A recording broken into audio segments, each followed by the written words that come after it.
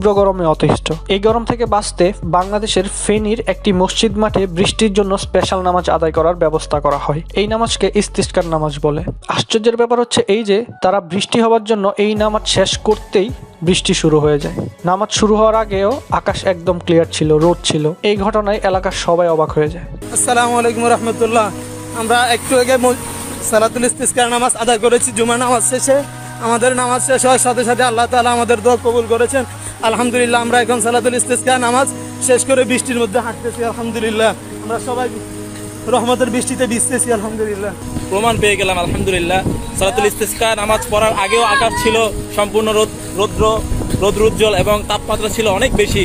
আমরা সহ্য করতে পারছিলাম না, কিন্তু আলহামদুলিল্লাহ যখন থেকে আমরা ইস্তিসকার সালাত আদায় শুরু করলাম তখন থেকে আল্লাহ তাআলা আসমানে সংকেত দিয়ে দিলেন, যেন আনন্দের সংকেত, বান্দার আনন্দের সংকেত। এই ঘটনাটি কুয়েতের